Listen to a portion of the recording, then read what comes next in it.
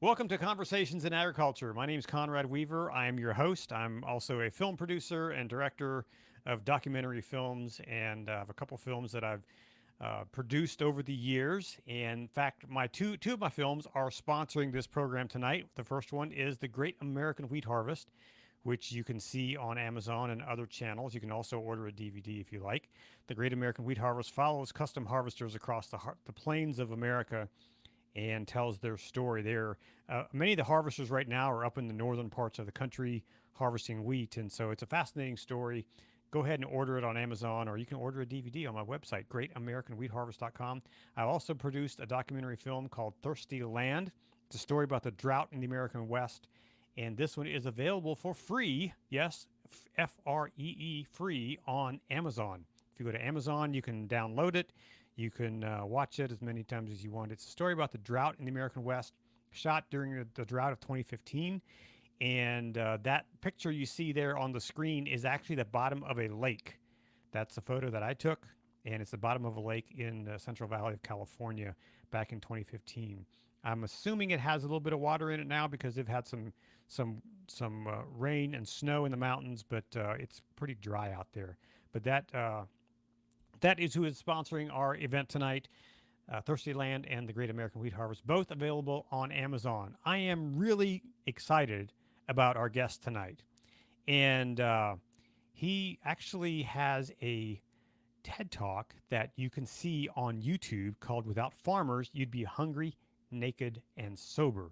Ladies and gentlemen, welcome Eric. And Eric, I'm going to butcher your last name, Eric Sannerud. Is that Perfect. Well, close? almost perfect. Good enough. Absolutely. Hey, everyone. Okay. Welcome. Cheers. Eric.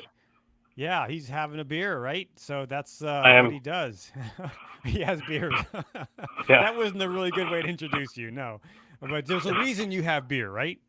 exactly. Yeah. So, hey, everyone. I'm Eric. I grow hops for beer, and I am neither naked nor hungry nor sober at this very minute. So, So, Eric, what got you into growing hops? uh, well, I was in college and wanted to farm, and also my friend and I, who I started it with, we both like beer. So there you have it. Hops. Why not? Hops, yeah. So, what's involved in growing hops? I know I have a friend who has a little microbrewery down the road here in Maryland, and he grows hops for his microbrewery. So, what's involved in that process? It's a well, kind of like a lot of things. It depends on how intense you're trying to get, right? You could grow hops in your average garden, and they would be pretty, and you could do it. But really, to grow them commercially is a super big investment. It's a huge ordeal. You need to build trellises that are 18 feet tall. So, like, imagine a vineyard, but super tall, Hmm. telephone pole style, right? And you've got to invest many years in the life of these plants because they're a perennial. It takes them Okay. multiple years to So grow. you don't have to plant them again next year. They're just Correct. growing back. So they're a perennial. And then on top of all that, to get them harvested and brought to market, you have a lot of specialty equipment required. Hmm. What kind of equipment? I mean, is it like stuff I mean, it's like all got, yeah, it's all got like corollaries in, in grain farming or more commercial commodity ingredients. Like, there's a combine, there's a hmm dryer, there's we pellet, hops are pelleted before they're brewed with. So just like if you're familiar with feed pellets, the same idea. Um, at those stages, it's not just any combine, it's not just any dryer, it's not just any pelleter, it's specific hop equipment, which can be very expensive because, hmm you know, it's not a lot of hop farmers. Yeah. Now, were you growing mostly for like local breweries, or, microbreweries, that kind of thing? Is that what you were doing? Yeah. So our market is primarily Minnesota craft brewers, but we ship around the country and around the world. Is that a pretty competitive market to be in? No, there's not a lot of people growing hops locally. We certainly are competing against the big boys. Most of hop production in the world is out west in Washington, Oregon, and Idaho. And by also selling hops, we're competing with them. But really, the reason there's not a lot of regional hop growers is partly because of the extremely high cost to get into the business. Hmm. Um, and then on top of that, you're kind of building your own niche market at the same time. hmm So, was there like how many acres did you need to grow to provide for the breweries that you were servicing? Yeah. We were growing 80 acres of hops, which I think, if I were able to start all over, I would probably do a little bit less and have the right, different varieties available. So one of the interesting things about hops is, just like beer, there's hundreds of varieties of hops, and different hops have different flavors and would be used in different ways in different beers. And part of, a brewmaster's talent is their ability to properly mix and match and select, and then you utilize, different hops and their flavors. So I'm more of a wine guy. This is kind of what I prefer. I mean, I have a good beer now and then. I really like the lighter beers, Yeah. even some of the wheat beers I really like. Uh, what does hops do for a beer? Yeah, hops are they're certainly, like, in my opinion, the sexiest ingredient in beer. IPAs are still all the rage, and really kind of the defining American beer style at this point. And they play a feature role there, right? They bring the aroma and the flavor. They also bring bitterness to beer. Um, and it's not just bitter, like, oh, you drink the beer and, oh, it's bitter, I don't like it. It's balancing the malt, which, if you've ever had the opportunity to consume, like, malt extract, or if you've ever really steeped malting grains and then tried to eat them, they're extremely sweet. You would not want to drink a beer without hops because it would be too sweet. So you really need something to bitter them, and hops provide that as well. Hmm. And that is that something that you just learned along the way, or did you went and figured it out, or did you go to school to learn it? What was that process? All very experiential. There wasn't, the University of Minnesota doesn't have a major in hops farming. Uh, I can't see so that being a major anywhere really. no, I think Oregon State and Washington State both have Okay, programs, okay, but I don't believe they're undergrad. I think it's all grad, research driven. okay. But anyway, yeah, it's something that we had, I had to learn as we went along. And there's a lot of words for this, but the school of life, or the school of hard knocks, but certainly, uh, I learned a lot in the last 8 years growing hops. Hmm. Now you That's for didn't sure. grow up on a farm. You didn't grow up in agriculture, did you? No, I did not. Yeah. So what made you get up one day and say, you know what, I want to be a hops farmer? Well, I think so my great grandpa was the last one to farm for a living in my family, and his farm is now where my grandparents live and where my father was raised. But it was an operating farm. It wasn't their source of income when my dad was young. Um, so I have it in the blood, um, and I came to farming through the um, a desire to make a difference in the world, and I saw farming as a way to be very hands on in that, versus um, in a lot of other roles, it's kind of a indirect way of providing a benefit, or causing change. But in farming, it's very direct. You planted that by hand, you weeded that, you did all the stuff physically, and I think that's really what got me hooked ultimately.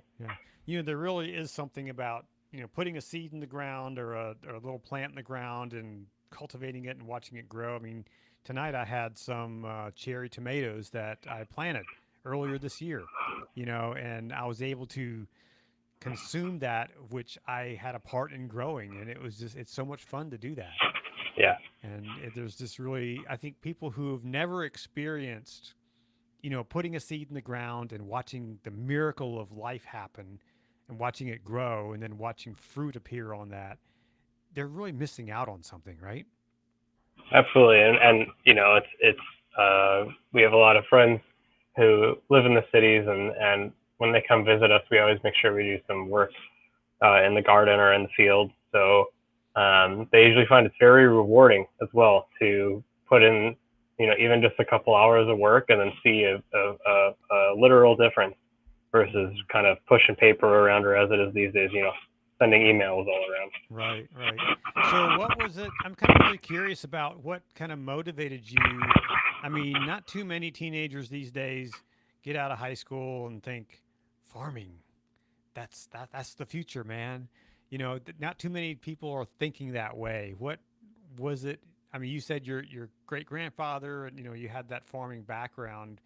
Was that all it took to spark that desire in you, or did you have other thoughts of learning something in computers or whatever it is? I mean, Yeah, I didn't have any thoughts about when I went to college at the University of Minnesota. I didn't major in ag. I didn't consider that. I was undeclared when I first entered, but kind of through that process of college life and learning more about who I was and who I wanted to be and what I wanted my life to be about, um, I came to that idea of really wanting to make an impact and do something that, um, I could see making a change.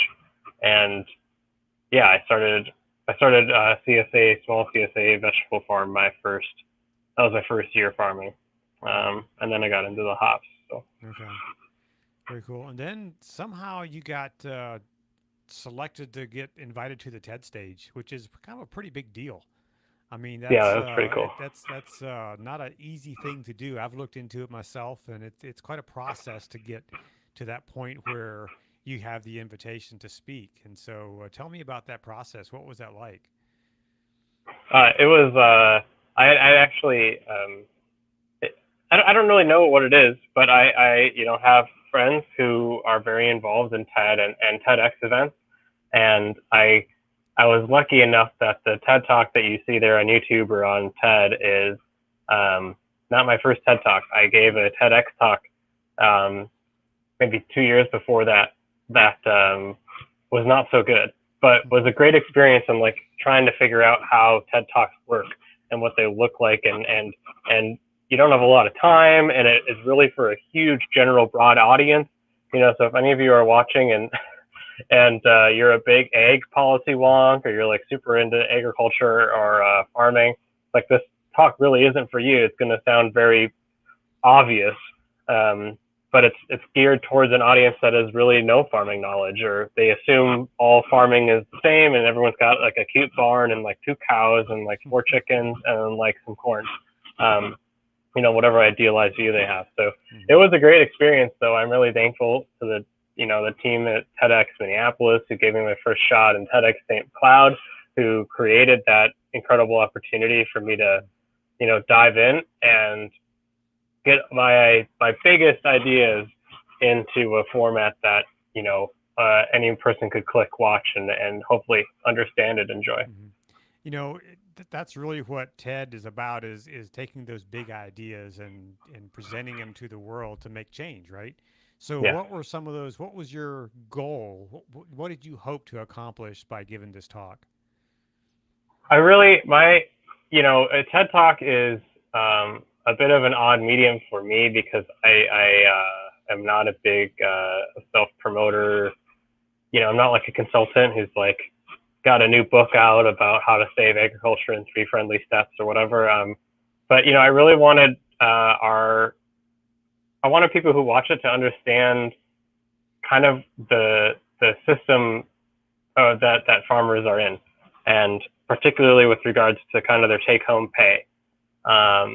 The what a farmer gets paid versus what they're paying for their food at the store, is something that shocks people generally when they understand that. And just, I wanted to somewhat shatter their kind of idealized view of what American farming, is or looks like, and then help them understand how they can play an active role in maybe, helping farmers out on, achieving more fair pricing for them, or helping them be better stewards of the land, or helping just the fact that there's not enough farmers to replace the ones we've got, and how do we get around that issue.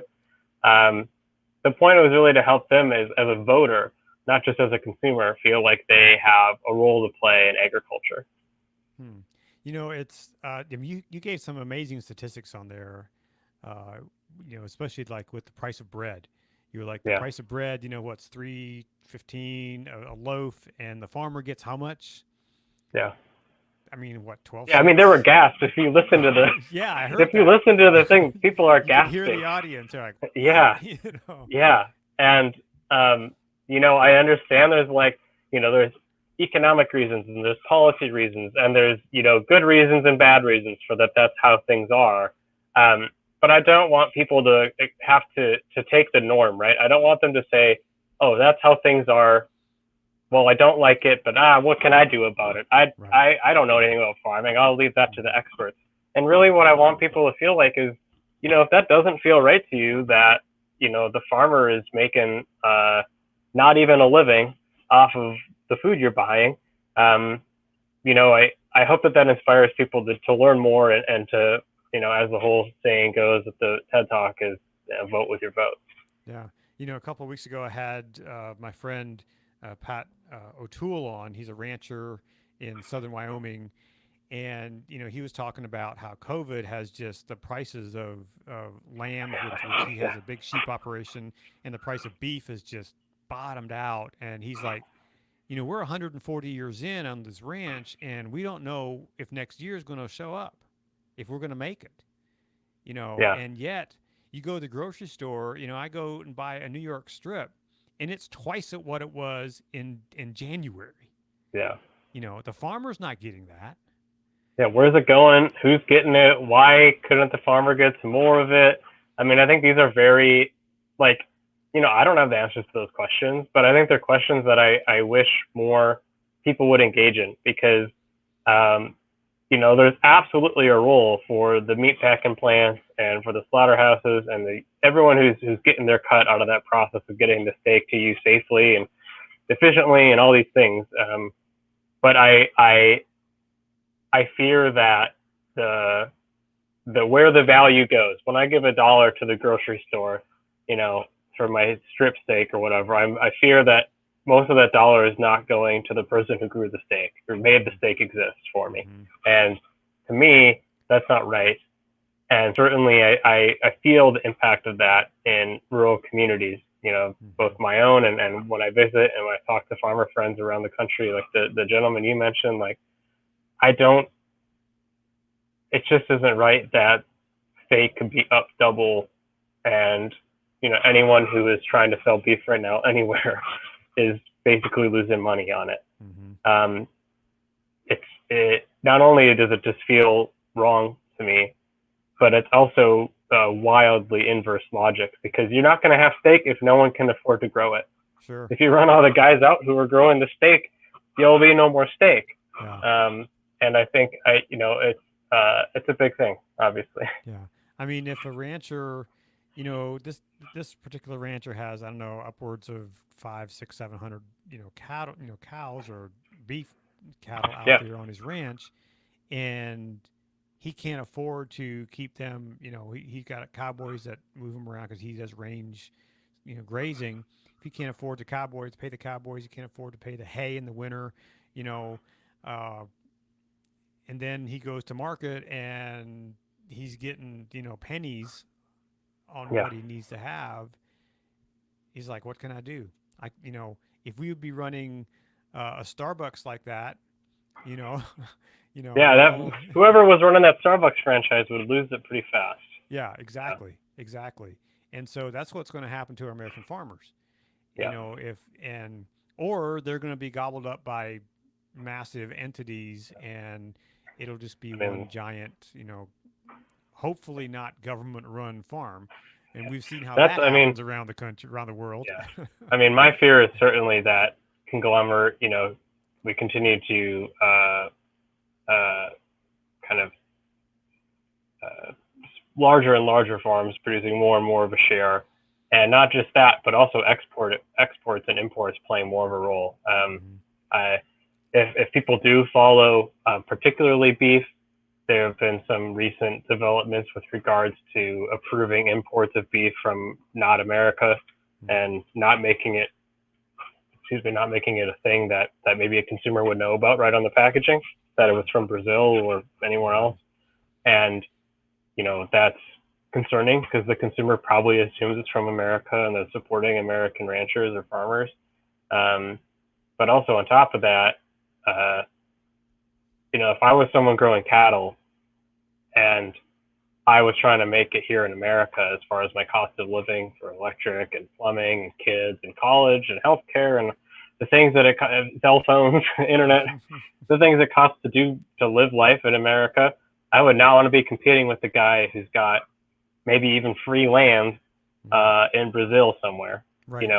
Who's he'd be happy with $1 a day. Meanwhile, I need whatever a day. Yeah, and they And probably have labor that isn't quite, yeah, and I mean to say paid nothing of labor. like environmental standards or Yeah, labor standards yeah. or any of the other Safety. like where the money really came from, were people laundering that money who like might be dealing in other things like I, I you know we don't need to go down like how everything in ag is bad, but I really try. I mean, I don't want it to be like this pity party thing where like we feel like we can't do anything about it or it's inevitable or gee, ain't it bad? Because I So mean, what are the farmers will tell you it's solutions? bad kind of all the time. But I think we really I want consumers and people who are not familiar with agriculture to understand that it is not good, right? Hmm. That it isn't just business as usual out here on the farm. So Hmm. So what is the answer? there's no one answer to this one. I don't have the one answer. I If don't you're a think bad anyone guy, you really get to be a does. millionaire, right? No, well, Yeah. I just hope I think a big part of the answer and one step towards the answer is more people engaging and being educated about what's happening in agriculture and being willing to make it part of their voting stance. Hmm. This was the 2016 election was one of the first times where farming and farmers were even mentioned in debates. Hmm. Yeah, and then again, I guess for the 2020 kind of primary, we heard a lot about farming and farmers. That was new for my lifetime.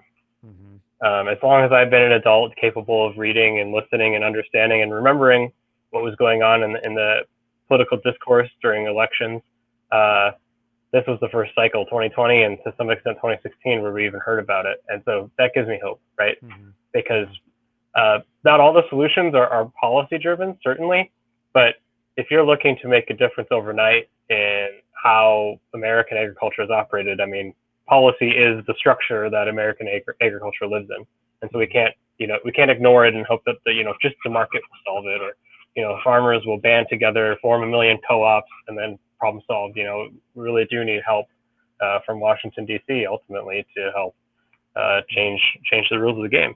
Right. Do you think that it's going to take more people that are who are your age, and I don't know how old you are, but you're young, you're way younger than I'm I am. 29. I'll Okay, tell you. awesome. Yeah, So, so do you think it's going to take more people that are who are your age that kind of catch that vision to kind of lead the charge in that to make a difference? uh, I would hope that as generations go, the younger generations know more about food and agriculture than previous ones. So we're not starting. I feel like my parents. My dad was raised on at least a hobby farm, but there were functioning farms around him. He was in a semi-farming community. Um, but even for them, they're very disconnected from their food. At least until I came along. Right now, they're thinking about where their stuff is that they're buying, and they shop more at the farmers market and stuff like that. Um, so I'd hope that like kind of our generation, the millennials, I think is what I am, and future generations have more kind of base level of understanding or involvement. But we need it across the board. It's not just up to me or my kids or my parents Mm-hmm. to figure it out. We all have to do our part. So what's your thoughts? I'm just going to throw you a curveball here. What's your thoughts Sure. on these food deserts in cities that, I know there's some major metropolitan areas that are in fact down here in Washington D.C. there's an area down southeast D.C. where there's no grocery stores. And people Yeah. have to like get on the metro to go, how many stops up to just to go to the grocery store. Yeah. What do we do about that issue? I mean, and the the thing that's interesting about food deserts to me is that like recently I've been learning about how there's a lot of food deserts in rural communities too. Hmm. I live outside of Malacca, Minnesota, which is 3,000 folks, and uh, we are very lucky that we still have our supermarket, kind of full grocer. Um, but a lot of small towns have a Walmart about an hour away, and then they have a Dollar General in town. Hmm. And Walmart does have a full grocery selection, so that's good. But like driving an hour one way is not only expensive when it comes to gas, but that doesn't leave you a lot of time to cook the food you just got. So you're moving more and more into processed stuff, and that's probably not the healthiest choices. And it's interesting that in some ways that same challenge is reflected in cities, where someone who lives in a county with the population 1/10 of Minneapolis in the entire county could have a similar grocery buying barriers that someone who lives in the heart of the city has. And I think there's something very powerful about that when it comes to building, understanding and camaraderie across people who often see themselves as very different. I'll say here in Minnesota, certainly before we all kind of became into COVID land, there was a lot of movement of rural groups and then urban-based kind of food access focused groups coming together and talking about how, oh wait, actually our problems aren't so different, are they? Both of us want more healthier, affordable foods, more widely available. And what that means for farmers is that there's more market demand for things that might have a better payment than growing wheat for generic bread at the supermarket, more better than 5 cents a bushel or whatever, and I'm going to try to highlight things that are hopeful. That's the part that gives me a lot of hope. A lot of people from across the state, very different backgrounds, extremely different understandings and views of the world and life experiences coming together and saying, we gotta work on this kind of whole food supply distribution thing. I mean, for some people, it's about security. Like, boy, if all of our beef is coming from Brazil could just be like, no more beef unless you give us everything we want. And then there'd just be, that's a nightmare. Someone might say, something bad happens in the certain couple valleys in California and there's no more carrots and there's no more celery and there's no more cauliflower and there's no more salad greens. I mean, yikes. Yeah. It's crazy. Well, I don't know if you saw last week's show with AG Kawamura, but if you haven't, you need to go see that because you and AG I need to get you guys together. AG's in Orange County, California. He's an urban farmer basically, and now what used to be rural, but now it's urban. It's all Sure. city, and he doesn't own any land, but he grows his beans and strawberries and other assorted vegetables, on strips of land, grass underneath power lines, and abandoned city lots that he grows food on. And it's just a fascinating look at how you can grow food in an urban landscape. And he's on some major think tanks around the country, around the world, who are developing these ideas, and you'll probably hear more from him soon. So if you haven't seen that show, go back last week and watch last week's show. And if you're a viewer, go back and watch it because AG's got some really fascinating thoughts. And Eric, I need to get you and AG together sometime. Yeah, I'd love to talk to them. I think one thing that someone who works more with agricultural settings and rural folks involved in food, especially here in Minnesota, and then the farther west you go, the base acres that are people. If you had 2,000 acres where I'm at in Minnesota, you'd be the big boy in town. But you go to South Dakota, and 2,000 acres is whatever.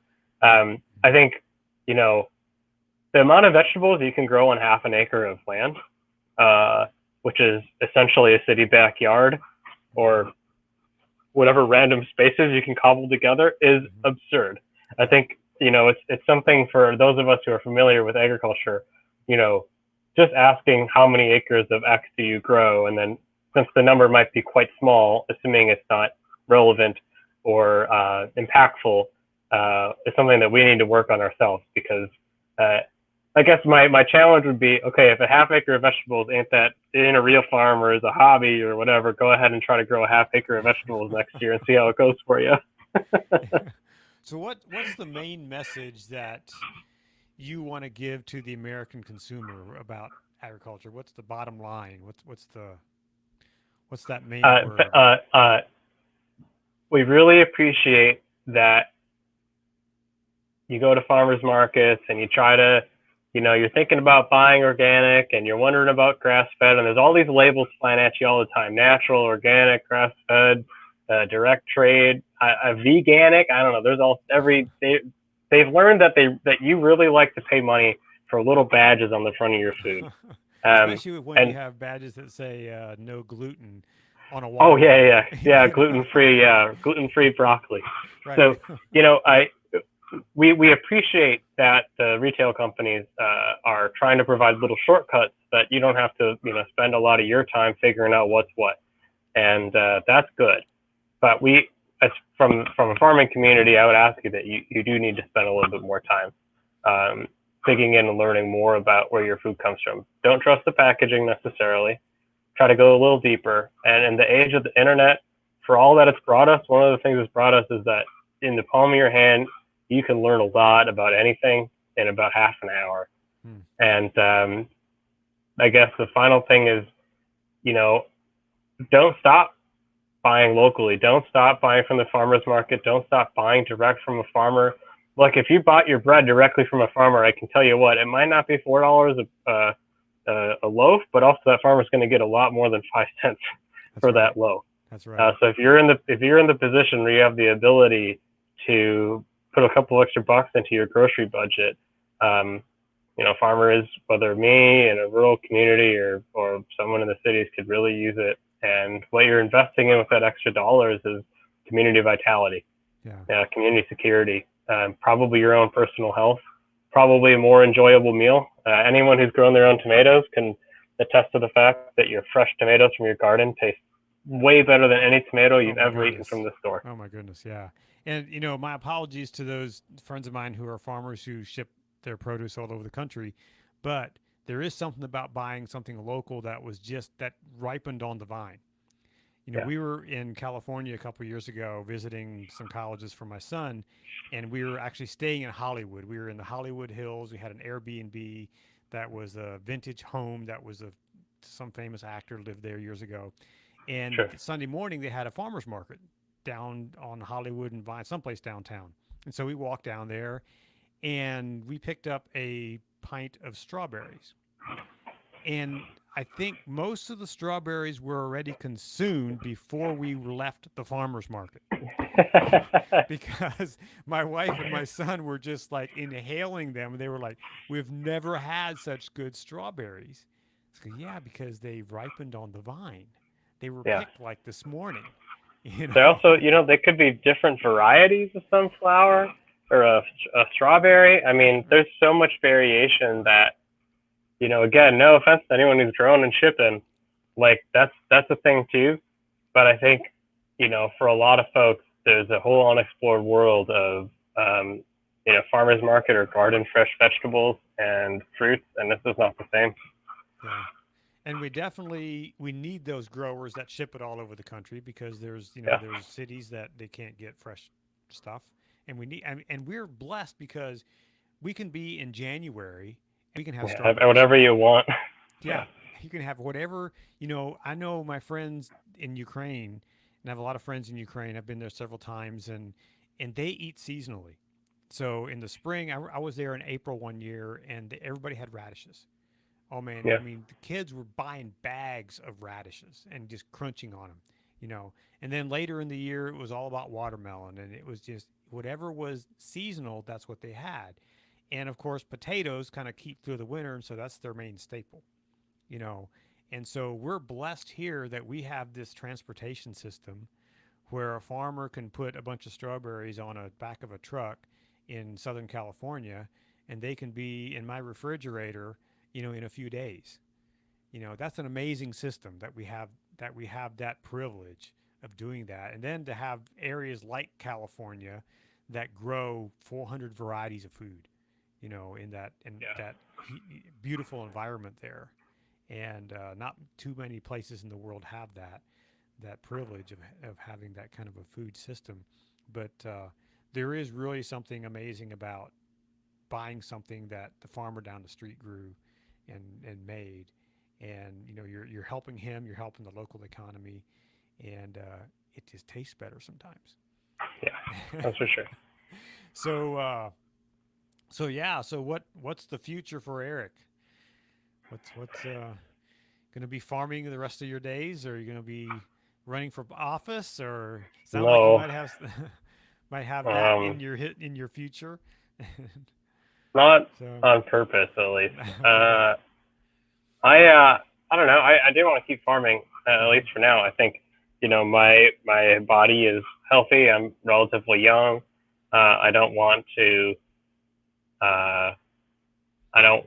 I'm not ready to be done farming for my living. Certainly, I'm going to live on a farm for the rest of my life and spend a lot of time on the land. Mhm. My wife and I, part of our goal with our farm here is to grow most or all of what we eat.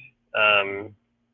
We're both have experience growing vegetables commercially, and so applying that to a garden setting and working on storage on farm. But you know, I I struggle sometimes in conversations with kind of what I would say is more kind of traditional or ingrained folks in agriculture. The word hobby farm would probably describe what we're doing here Mhm. at our home farm, and I feel like it's it doesn't have to be the derogatory term that it's Mhm. often used as, and I think uh, it's very important that as agricultural community that we welcome anyone and everyone who wants to come in and say I want to farm, and if that looks like a half acre of veggies, and you might grow 300 acres of corn and beans, uh, you're both farming.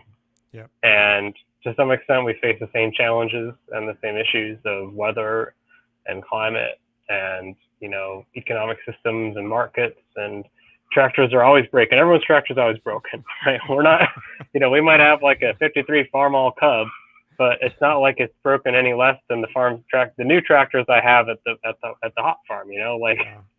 tractors break, Yep. uh, it rains when it shouldn't, and it doesn't rain when it needs to. Yep. I think that's whatever. You asked what I wanted to do in the future, but Yeah. never stop living on this farm in particular is a pretty big goal, and growing everything that we can eat is another big one, Yeah. and continue to grow hops for, for beer and brewers. I think Mhm. I think is my calling, at least for now. Yeah. Yeah. Very cool. Well, Eric, it's been great to get to know you and to talk to you, and congratulations on just all your accomplishments and the work that you're doing there in Minnesota. And I wish you the very best of luck in the future and all that you do. And just being a voice, I think, for agriculture, I think is so important. I think there's more farmers and ranchers who you kind of need to speak up to be a voice for your community, and that's what I'm trying to do with this show is to connect farmers like you to consumers and to help them understand, how food gets to their table and the challenges that farmers face. I've often said, and I'll say it again, probably say it till the day I die, is that farmers are some of the smartest people I know Yeah, because they got to know it all. They got to know, they got to know some chemistry. They got to know some biology. They got to know some zoology.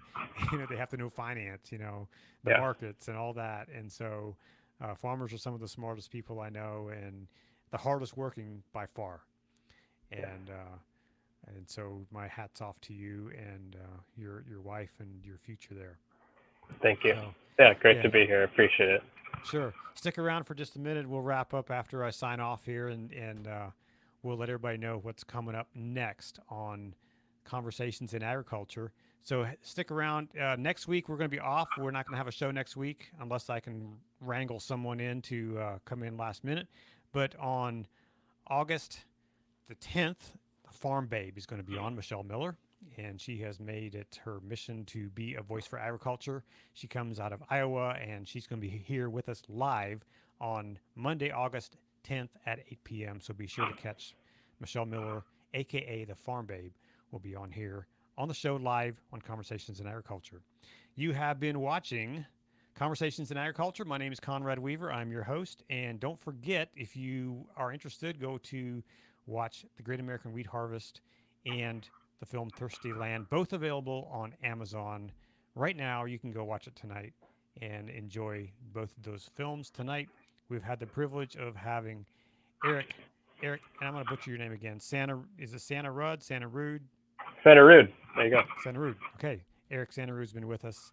And if you haven't seen his TED Talk, go over to to YouTube, and search for Eric, and you will find it, and you will actually laugh, and you will enjoy his talk. It's quite entertaining. And so, but Eric's been with us tonight. Thanks, Eric, for joining us. Thanks for And having me. thanks everybody for watching. And come back again with us next time for Conversations in Agriculture.